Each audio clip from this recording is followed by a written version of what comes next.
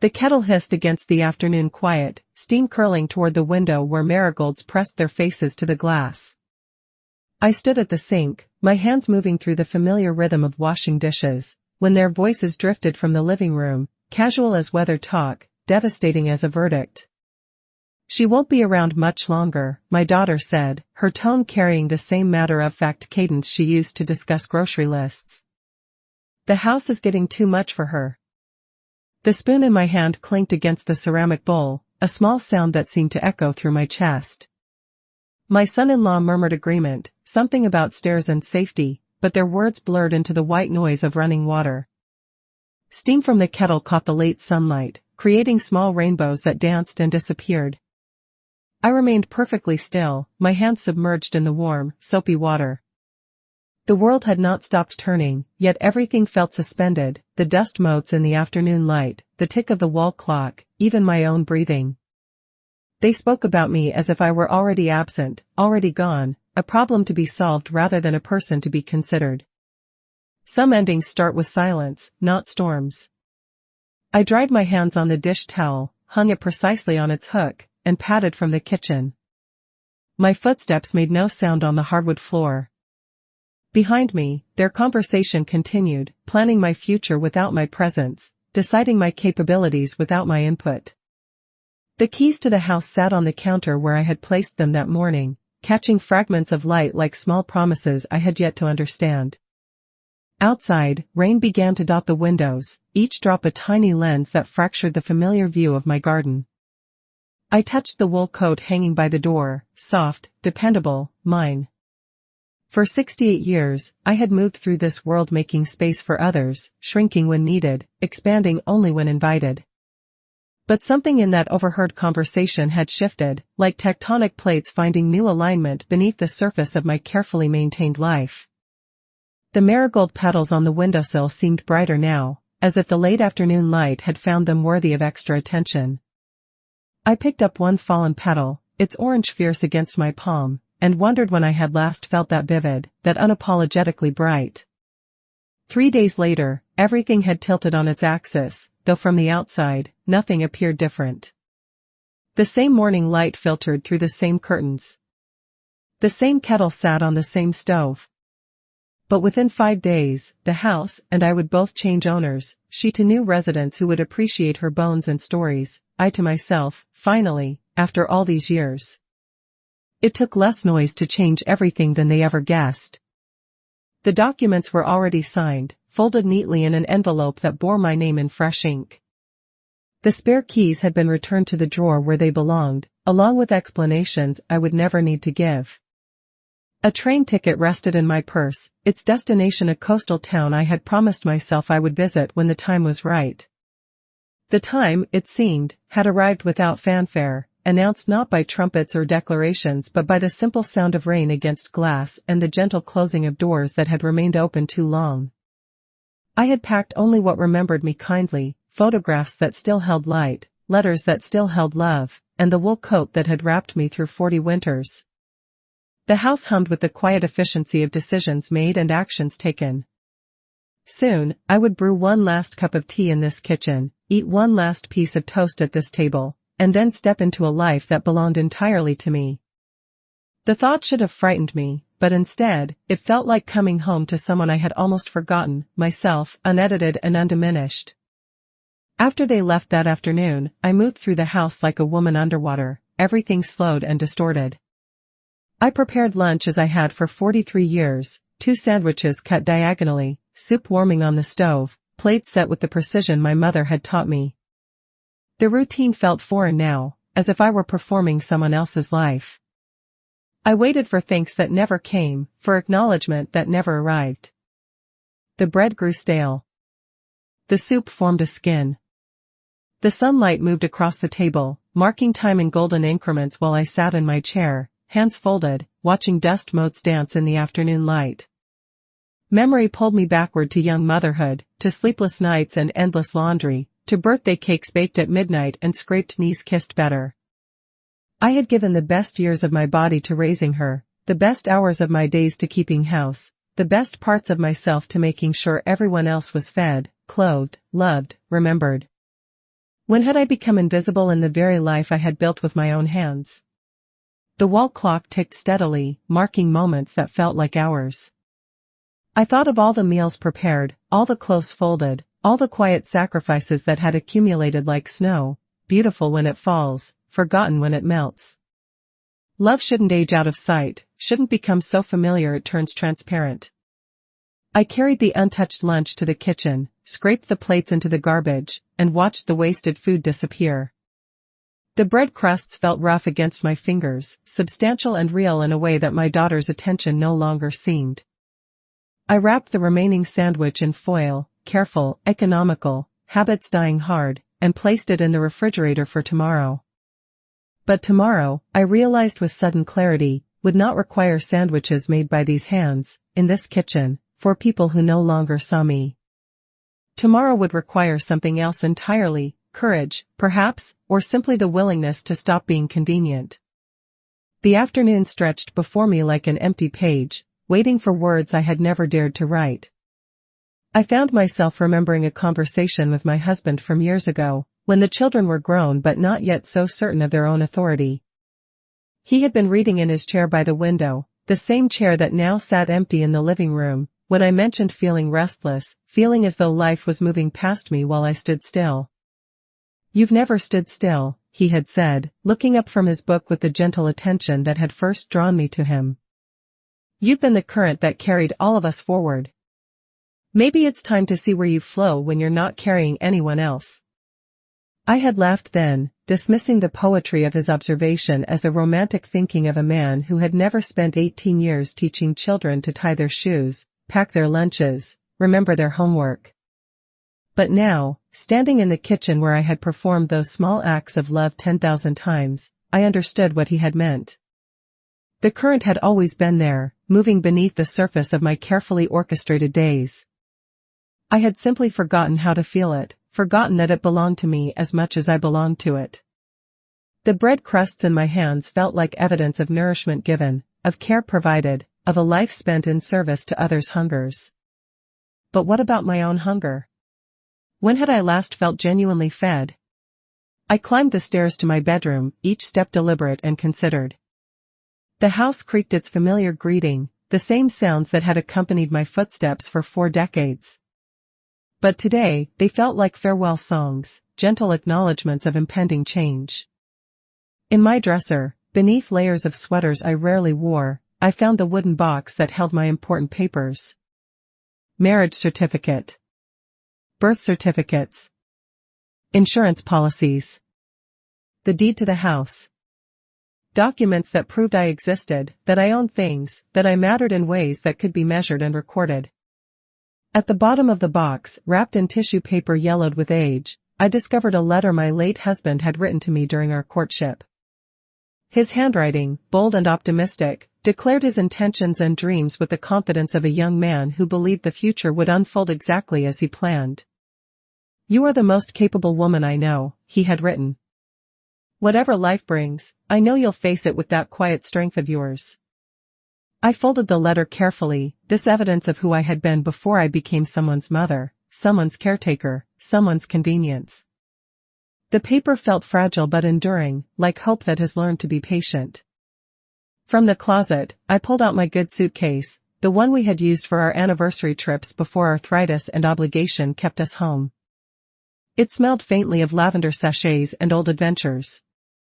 I laid it open on the bed and began the peculiar archaeology of choosing what to keep. Each item demanded consideration. The blue dress made my eyes look young. The pearl earrings from my mother. The wool coat had weathered every storm. I packed only what reminded me kindly, leaving behind the clothes that had witnessed too many thankless dinners, too many ignored efforts.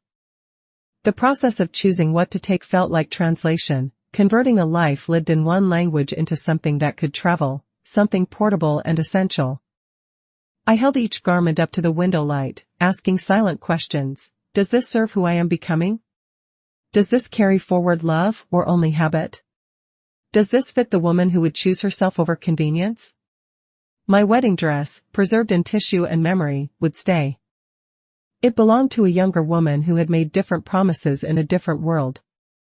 But the pearl necklace my husband had given me for our 10th anniversary, that would come. It carried the weight of recognition, of being seen and valued by someone who knew me when I still knew myself. I found things I had forgotten I owned, a silk scarf from a trip to the city when the children were small, a journal I had started writing in during my husband's illness but abandoned when grief made words feel inadequate.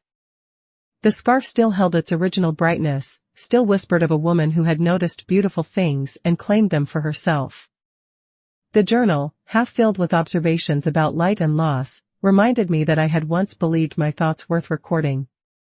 In the desk drawer, I found stationery from the hotel where we had spent our honeymoon, elegant paper I had saved for special occasions that never seemed special enough. Today felt special enough. I wrote slowly, my handwriting careful and deliberate, "I'll be at peace elsewhere." The note said everything and nothing, like most truths.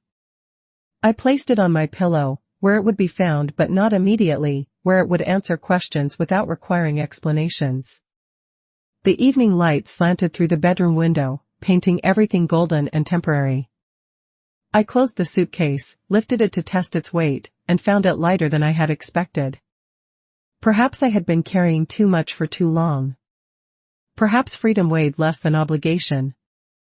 As I stood in the room where I had shared 43 years of marriage, where I had nursed sick children and folded countless loads of laundry and dreamed dreams I had filed away for someday, I felt something shift in my relationship to the space. The room released me as much as I was releasing it. We had served each other well, this room and I, but our time together was ending with the natural grace of seasons changing. I thought of my daughter as a little girl, crawling into this bed during thunderstorms, seeking comfort from fears that seemed manageable then. I thought of my husband in his final days, when this room had become both sanctuary and prison, when love had meant bearing witness to leaving. The room held all of it, the joy and sorrow, the ordinary Tuesday mornings and the extraordinary moments of crisis and connection. But it would hold those memories whether I remained or not. They were written into the walls, woven into the fabric of the house itself. My presence was no longer required to keep them alive. They would survive my departure, just as I would survive leaving them behind. The bank office smelled of fresh coffee and serious intentions. Fluorescent lights hummed overhead, casting everything in the harsh clarity of institutional spaces. I sat across from a young man in a pressed shirt who called me ma'am with the careful respect reserved for elderly customers who might be easily confused. This is a fictional narrative and does not constitute legal or financial advice. I had brought my documentation in a manila folder, organized, prepared, competent. The deed to the house. My identification. The letter from my attorney confirms my mental capacity and right to make these decisions.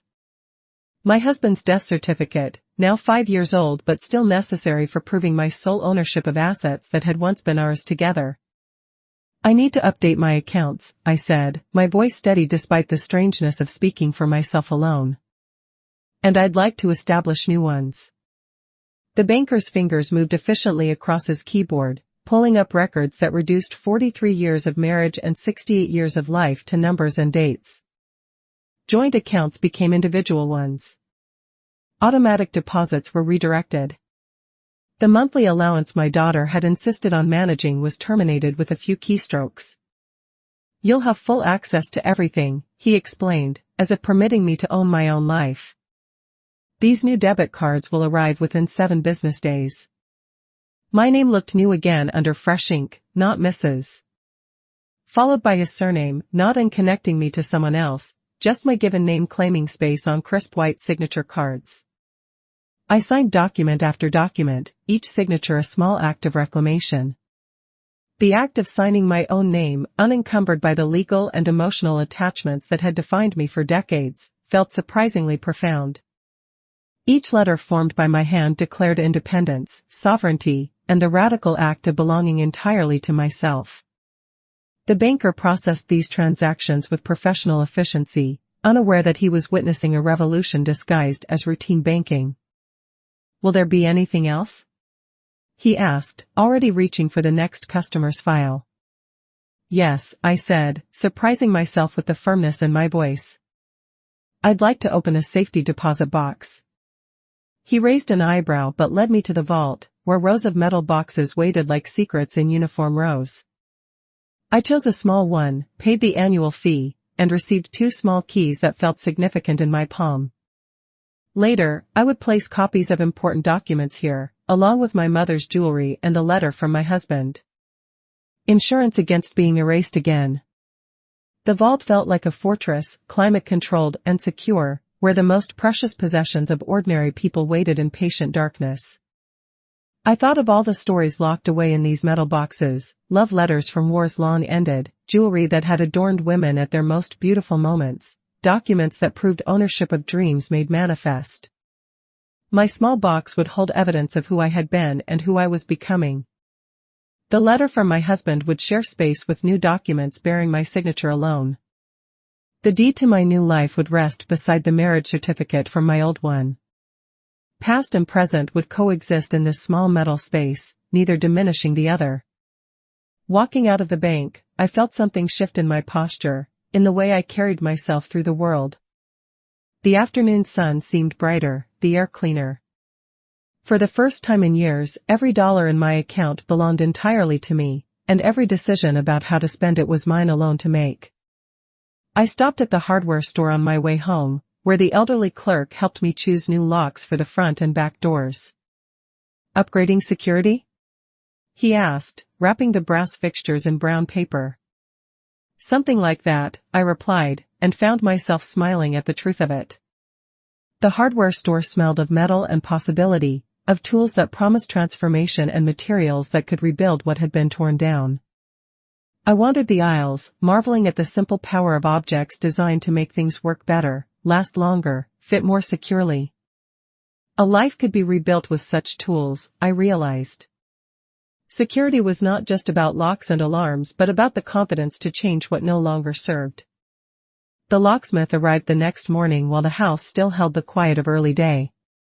He was a patient man with calloused hands who worked without unnecessary conversation, replacing cylinders and testing mechanisms with the focused attention of someone who understood the importance of security. I watched him work, this stranger who was helping me reclaim sovereignty over my own front door.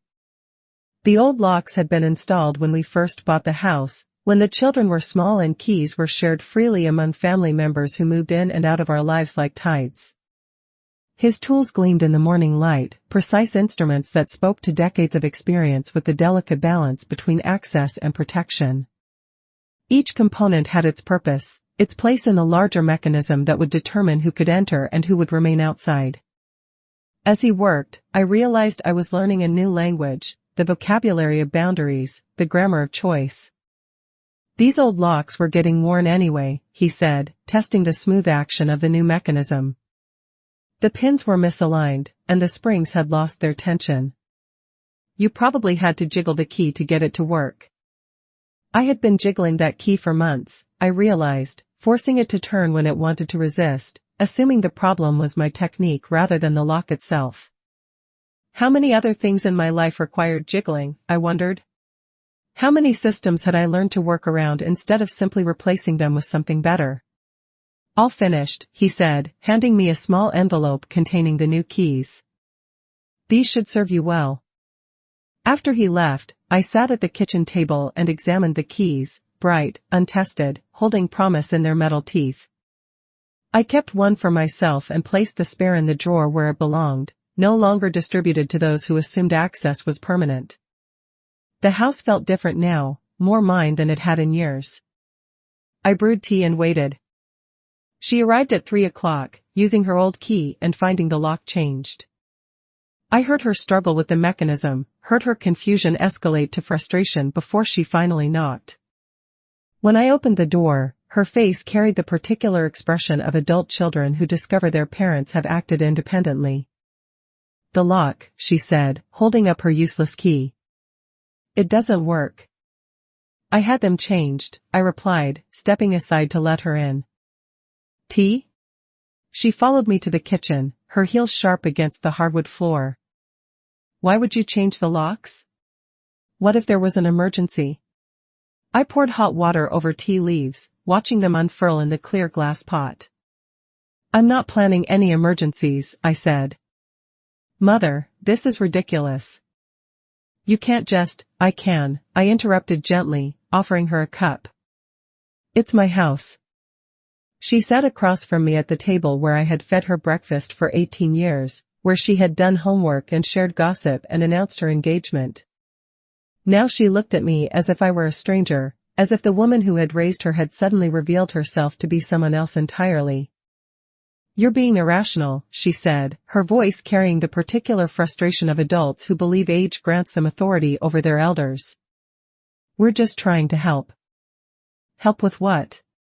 With your situation. Making good decisions. The tea steeped between us, growing stronger with each passing moment. I thought of all the good decisions I had made over the years, choosing to marry her father, choosing to stay home when she was young, choosing to put her needs before my own again and again. When had my judgment become questionable? When had my autonomy become negotiable? I've made a decision, I said finally. I'm leaving. Leaving? Her cup rattled against its saucer. Where? To go where?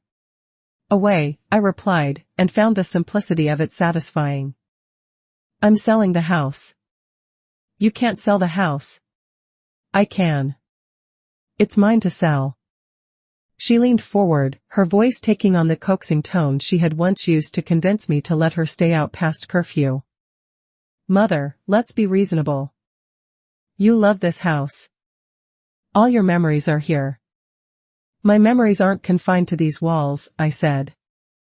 They live in me. Some doors close softer than forgiveness, but they close. We sat in silence while the afternoon light moved across the table, marking time neither of us seemed willing to acknowledge. Finally, she stood, gathered her purse, and walked to the door. I hope you know what you're doing, she said, her hand on the doorknob. I do, I replied, and for the first time in years, I meant it.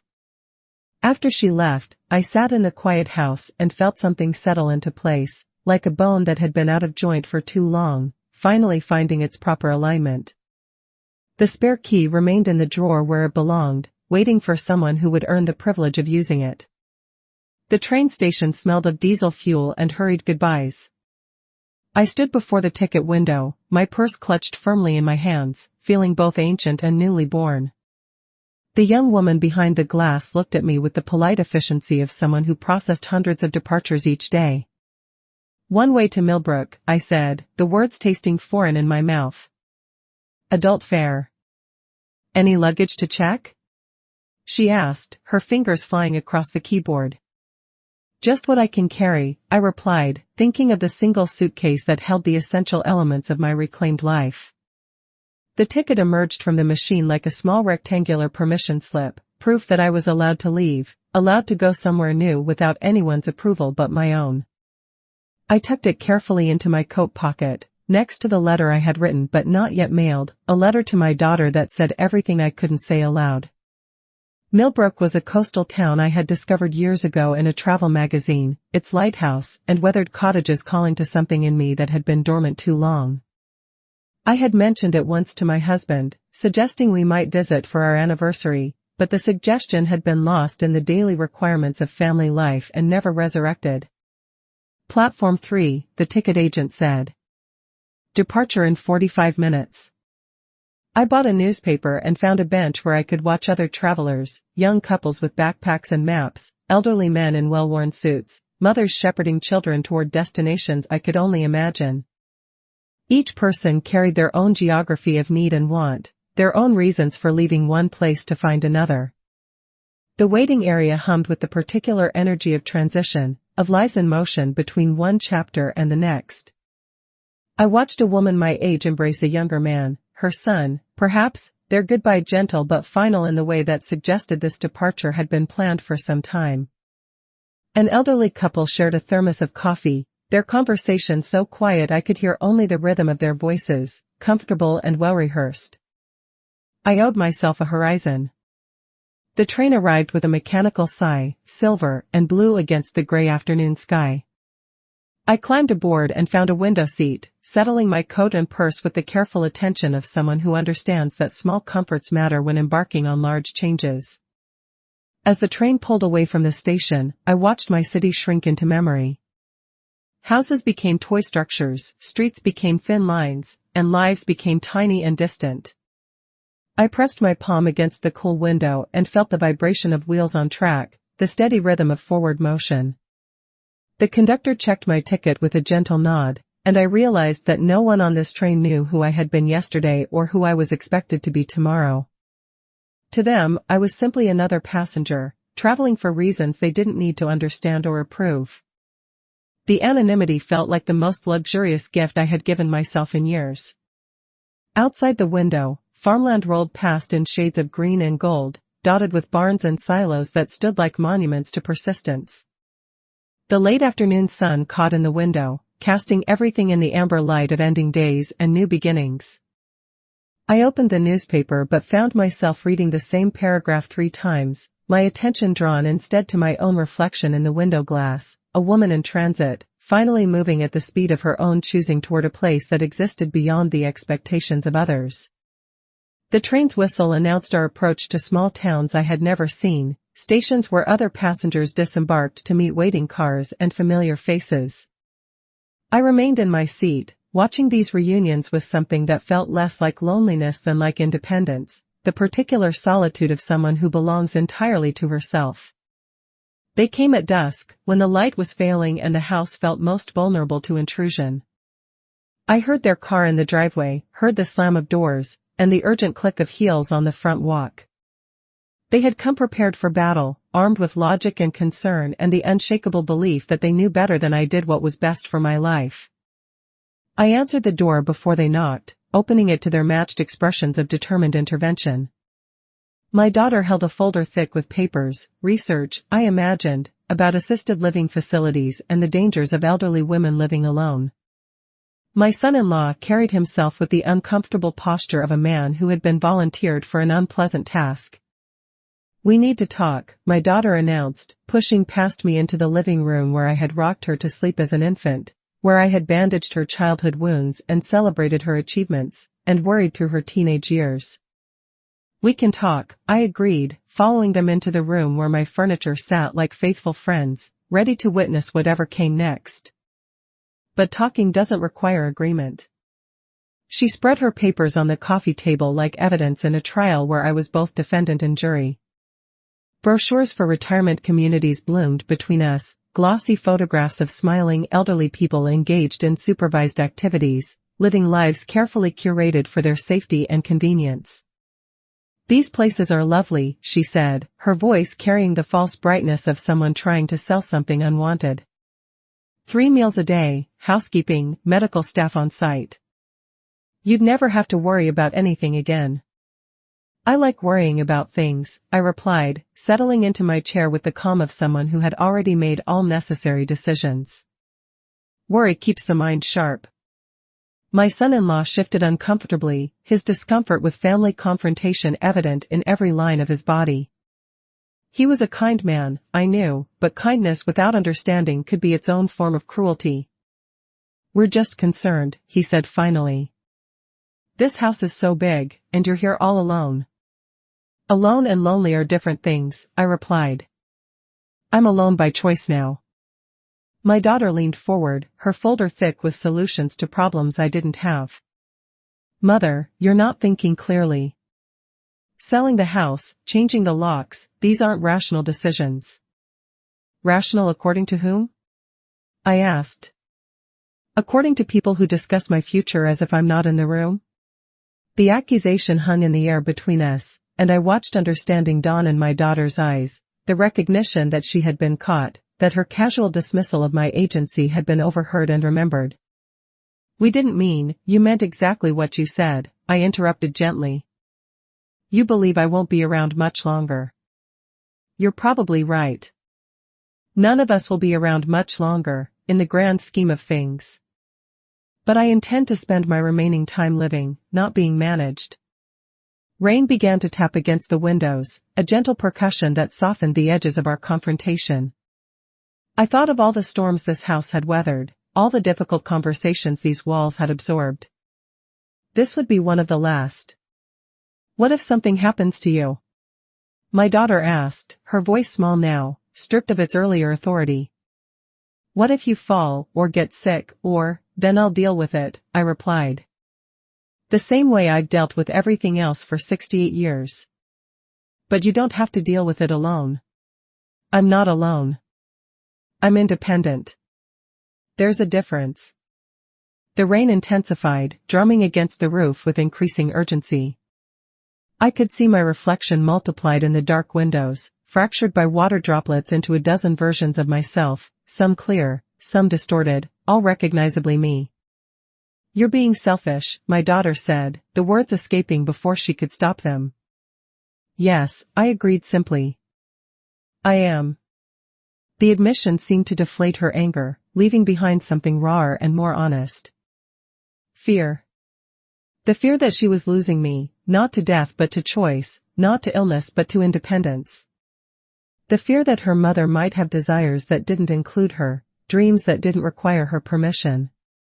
Respect doesn't demand explanations, I said finally, my voice cutting through the sound of water and wind. It simply asks for trust. My son-in-law reached for my daughter's hand, a gesture of support that acknowledged defeat. They gathered their papers, their unrealized plans, their good intentions that had forgotten to include my own desires. I hope you'll reconsider, my daughter said at the door, her umbrella already open against the rain. I hope you'll understand, I replied. After they left, I stood at the window and watched their car disappear into the storm. The house felt peaceful around me, settled and sure. Tomorrow, I will finish packing. Tomorrow, I would board the train that would carry me toward a life that fit the woman I had become rather than the woman I had once been expected to remain. Peace isn't rebellion, it's reclamation. The rain continued through the night, washing the world clean for whatever came next. Margaret lived next door in a house that mirrored mine, her garden a testament to patience and attention that made my own efforts look half-hearted. We had been neighbors for 23 years, sharing the comfortable familiarity of women who had weathered similar storms and understood the particular challenges of aging in a world that preferred youth. She appeared at my door the morning after the confrontation, carrying a tea service on a silver tray that had seen decades of friendship and crisis. Her timing was impeccable, as if she had sensed through some invisible network of intuition that I might need company. I saw the lights on late last night, she said, settling into the kitchen chair she had claimed years ago during countless afternoon visits. Family conference? Something like that, I replied, accepting the cup she offered with grateful hands. The tea was strong and perfectly sweetened, the kind of small comfort that reminded me why friendships between women were treasures beyond measure. Margaret's kitchen wisdom had guided me through my husband's illness, my mother's death, and countless smaller crises that had seemed overwhelming at the time but had since faded into the general texture of a life fully lived. She possessed the rare gift of listening without immediately offering solutions, of sitting with difficulty without rushing to fix it. I'm leaving, I said, surprising myself with the directness of the announcement. She poured milk into her tea with steady hands, stirring slowly while she considered my words. Leaving or being driven away? Leaving, I said firmly. By choice. Good, she replied, and I felt something tight in my chest release at her immediate acceptance. About time. We sat in comfortable silence while the morning light moved across the table, illuminating the bread she had brought, warm from her oven, fragrant with herbs from her garden. She cut thick slices with the competent movements of someone who had been feeding people for 7 decades. Where will you go? She asked, passing me bread that tasted of home and hope. The coast, I replied. A place called Millbrook. I found a cottage there that sits close enough to the water to hear the waves. I've always loved the sound of waves, she said. Like breathing, but deeper. Margaret understood the language of metaphor, the way women of our generation had learned to speak truth through suggestion and symbol. We had been raised to be indirect, to soften our needs and wants until they became requests instead of demands. But age had taught us both the value of clarity. The children think I'm making a mistake, I said. The children think they know better than we do what our lives should look like, she replied. It's natural. We did the same thing to our own mothers. Did we? Of course we did. We thought we were protecting them when we were really protecting ourselves, from the fear of losing them, from the responsibility of letting them make their own choices, from admitting that they might be braver than we ever were. She refilled our cups from the pot that never seemed to empty, a small miracle of hospitality that had sustained our friendship through seasons of change and loss. The bread remained warm between us, a gift that required nothing in return except appreciation. "What will you miss most?" she asked. I considered the question seriously, looking around the kitchen that had been the heart of my married life. "The garden," I said finally. "The marigolds by the window. The way the morning light hits the sink." "I'll take care of the marigolds," she offered. "I'll thin them in the spring and plant new ones when needed. The light will take care of itself." The simplicity of her offer brought tears to my eyes, not from sadness but from recognition of the particular grace that existed between women who had learned to care for each other across decades and distance. "I'll miss our conversations," I admitted. "I'll miss having someone who remembers what I was like when I was young." "You're not done being young," she replied. "You're just changing what young means." Margaret had a way of reframing things that made the impossible seem merely difficult, the frightening seem merely unfamiliar. It was a gift she had shared generously over the years, helping me see my husband's illness as a journey rather than a destination, my children's independence as a gift rather than a loss. "Sometimes, a witness is all we need, not permission," she said, reaching across the table to touch my hand with fingers that were spotted with age but steady with purpose.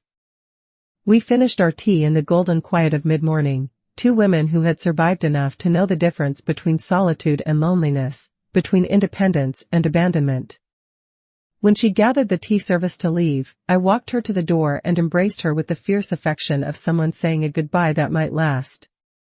"Write to me," she said. "Tell me about the waves." "I will," I promised, knowing that some friendships are strong enough to survive any distance, any change, any transformation of circumstance. After she left, I stood in my kitchen and felt the house hold me differently, not as someone trapped by its walls but as someone preparing to leave them gracefully, with gratitude for what had been and excitement for what might be. The cottage in Millbrook smelled of salt air and possibility. I stood in the doorway with my single suitcase, breathing in the particular freshness that comes from proximity to vast water. The rental agency had provided keys and instructions, treating me with the professional courtesy reserved for competent adults who pay their deposits promptly and ask reasonable questions. 3 rooms and a kitchen, furnished with the sturdy simplicity of coastal living. White walls that caught and reflected the changing light from windows that faced the sea. A porch that wrapped around 2 sides of the building, offering views that stretched beyond the horizon to places I could only imagine. I unpacked methodically, placing my few belongings in drawers and closets that smelled faintly of cedar and previous occupants. The blue dress that made my eyes look young found its place in the bedroom closet. My mother's pearl earrings nestled in the small jewelry box on the dresser. The wool coat that had weathered every storm hung by the front door, ready for morning walks along the shore. In the kitchen, I arranged my tea things with the precision of ritual, the glass pot, the cups, the small spoons that had stirred thousands of morning meditations. The marigolds I had brought from my garden sat in a glass jar on the windowsill, their orange faces turned toward the unfamiliar light of a new latitude. This is a fictional narrative and does not constitute legal or financial advice. The next morning, I visited the bank in town to establish local accounts and arrange for the transfer of funds that would support this new chapter of my life. The banker, a middle-aged woman with kind eyes and practical hands, processed my paperwork with the efficiency of someone who understood that financial independence was the foundation of all other freedoms. "Will you be staying long?" she asked, stamping documents with the satisfying authority of official business. "Permanently," I replied, the word feeling solid and right in my mouth. From the bank, I walked to the library, a small building that sat like a jewel in the center of town, its windows bright with afternoon light and community notices. Inside, volunteers sorted books with the careful attention of people who understood that stories were treasures worth preserving. "I'd like to donate," I told the librarian, a woman whose gray hair was braided with the casual elegance of someone who had stopped worrying about conventional beauty decades ago. She listened as I explained my wish to fund a reading corner for elderly residents, a space with comfortable chairs and good lighting where people my age could gather to share books and conversation. The amount I offered, a significant portion of the profit from selling my house, would ensure the corner's maintenance for years to come.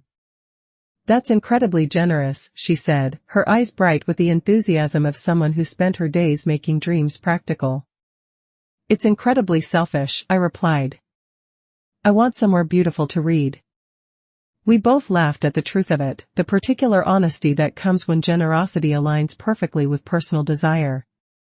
I would be the reading corner's first and most faithful patron, creating community while serving my own need for connection with books and kindred spirits. Walking back to the cottage, I passed shops and cafes where people nodded in recognition of my growing familiarity.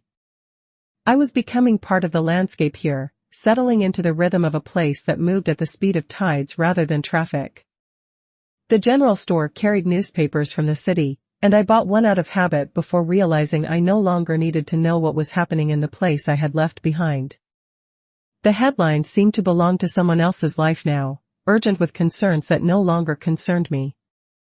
Instead, I bought local fish from a weathered man who knew which boats had brought in the best catch that morning. I selected vegetables from a farm stand where the woman behind the counter asked about my plans for them, genuinely interested in whether I would roast them, steam them, or turn them into soup. These small interactions felt like citizenship in a country I was still learning to inhabit, a place where people had time for conversation, where business was conducted with attention to the human beings involved rather than merely the transactions they represented. That evening, I sat on the porch and wrote a letter to my daughter, not the angry letter I had composed in my head during sleepless nights, but something gentler, more honest. I told her about the cottage, about the library donation, about the particular peace that comes from living at the edge of something vast and eternal. I explained that leaving had been work, the difficult labor of choosing myself when choosing others had become a habit. But peace, I wrote, was maintenance. It required daily attention, constant tending, and the ongoing commitment to honor the life I had reclaimed. "I hope you understand," I wrote at the end, "that this isn't rejection. It's recognition of who I am beyond who I've been to you." I sealed the letter in an envelope but didn't mail it immediately. Some truths need time to ripen before they're ready to travel across distance to hearts that may not yet be prepared to receive them. The waves outside my window provided the soundtrack for this new life, their rhythm as reliable as breathing but deeper, more ancient. Leaving was work. Peace is maintenance. I fell asleep that night to the sound of water meeting shore, to the whisper of a future that belonged entirely to me. The evening light in Millbrook painted everything golden and forgiving. I sat on my cottage porch with a cup of tea that steamed gently in the cooling air, watching the horizon blur the boundaries between sea and sky. 3 weeks had passed since my arrival, 3 weeks of mornings that began with birdsong instead of obligation, afternoons that unfolded according to my own rhythms rather than others' expectations. The tea in my cup was the same blend I had purchased for 40 years, but it tasted different here, freer somehow, as if proximity to salt air had awakened flavors that routine had numbed. I had learned the schedule of tides, the names of the birds that visited my small garden, and the exact time when the lighthouse beam would sweep across my windows each night. From the kitchen, the scent of bread drifted through the open door, a loaf I had baked myself that morning, following my mother's recipe but adapting it to my new elevation, my new water, my new sense of what nourishment should taste like. Baking had become meditation here, the careful measuring and mixing a prayer of gratitude for this life I had claimed. On the small table beside my chair sat a notebook where I recorded observations that seemed worth preserving. The way morning mist rose from the water was like spirits departing. The particular green of sea glass found on the beach after storms. The sound of children's laughter from the cottage next door, where a young family had welcomed me with the casual kindness of people who understood that neighbors were chosen family. I had written to Margaret that morning, describing the reading corner at the library that had become my second home. The librarian had found comfortable chairs upholstered in soft blue fabric, had arranged them near windows that caught the best light, and had created exactly the sanctuary I had envisioned. 3 other women had already begun joining me there in the afternoons: a retired teacher, a former nurse, a widow who painted watercolors of local landscapes. I owed myself a horizon, I had written to Margaret, and it turns out horizons are even more beautiful than I remembered. The letter to my daughter remained unmailed, resting in the drawer of my writing desk like a seed waiting for the right season. I would send it eventually, when I was certain the words came from peace rather than pain, when I could offer connection without requiring understanding in return. A seal appeared in the water beyond the breakwater, its whiskered face curious and unafraid. We regarded each other across the species divide, 2 creatures who had learned to navigate between elements, the seal between water and air, I between the life I had lived and the life I was still discovering. The bread timer chimed softly from the kitchen, calling me back to the simple tasks that had become sacred since I began performing them for myself alone. I rose from my chair, feeling the small stiffness that reminded me of my age while also affirming my vitality. At 68, I was old enough to know better and young enough to do better. In the kitchen, I removed the loaf from the oven, its crust golden and singing with the small pops that indicated perfect doneness. The cottage filled with the scent of accomplishment, of nourishment created by my own hands for my own sustenance. Tomorrow I will share slices with my library friends, but tonight it was enough to have fed myself well. I returned to the porch with a small plate bearing a thick slice of warm bread spread with local honey, its sweetness complementing the salt air that seasoned everything here. The lighthouse beam swept across the water, marking another hour in this life I had built from the remnants of dreams I had almost forgotten I possessed. As darkness settled over the water, I thought of my daughter tucking her own children into bed, perhaps wondering if her mother was safe, if her mother was lonely, if her mother was happy. I sent love across the distance between us, not the desperate love that clutches and demands, but the spacious love that trusts and releases. I had learned to make lists again, something I had stopped doing when every day became identical to the last. Now I wrote lists of birds seen, books read, letters to write, and dreams to pursue. The act of listing had become an act of hope, a declaration that there were still things worth cataloging, still experiences worth anticipating. Things I no longer owe, explanations for my choices, apologies for my peace, justifications for my joy. Things I now choose: morning walks without destination, afternoon teas without schedule, evening silences without guilt. The waves continued their ancient conversation with the shore, speaking in the language of patience and persistence, of erosion that creates beauty rather than destruction. I listened until their rhythm matched my breathing, until their wisdom became my lullaby. A fishing boat appeared on the horizon, its lights like a moving constellation against the darkening sky. I watched it navigate the invisible highways of the ocean, following currents and instincts older than any map. The fisherman aboard that boat understood something I was still learning: how to read the signs that mattered, how to trust the wisdom that couldn't be written down or passed along but had to be earned through experience. Silence, this time, answers me. I finished my tea and bread as the first stars appeared above the restless water. Tomorrow would bring another day of choices made freely, of hours shaped by desire rather than duty, of the particular contentment that comes from finally living at the speed of one's own soul. The marigolds in the jar had begun to fade, their petals dropping one by one onto the windowsill. But their brightness had not dimmed; if anything, it seemed concentrated now, distilled into the remaining blooms that held their color against the approach of evening. I would plant new ones in the spring, I decided. I would make this temporary cottage into something permanent, something that could hold all the seasons of whatever life remained to me. Inside the cottage, the rooms held the comfortable warmth of a place that was becoming home. The furniture I had purchased from the previous owner fit my body as if it had been waiting for me. The books I had bought at the local bookstore arranged themselves on the shelves with the satisfaction of stories finding their proper place. On the bedside table sat the letter from my husband, the one I had found while packing. I read it sometimes in the evenings, not with sadness but with gratitude for the recognition it contained, the faith in my capabilities that I had forgotten I possessed. He had seen something in me that I was only now rediscovering, the strength to face whatever came, the grace to do it on my own terms. As sleep approached, carried on the salt-sweet air that flowed through my open windows, I thought about the woman I had been when I stood in that kitchen 3 weeks ago, listening to my daughter discuss my future as if I were not in the room. That woman had been disappearing by degrees, fading like watercolor in rain until she was barely visible even to herself. But she had not disappeared entirely. She had simply been waiting, for permission, for courage, for the right moment to reclaim what had always belonged to her. Now she lived here, by the sea, in rooms filled with light and possibility. She baked bread, read books, and watched seals play in the waves. She wrote letters to old friends and made new ones.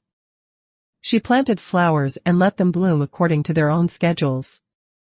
She had learned the difference between ending and beginning, between leaving and arriving, between the life that had been imposed upon her and the life she could still choose to live. The waves continued through the night, washing the world clean for whatever came next.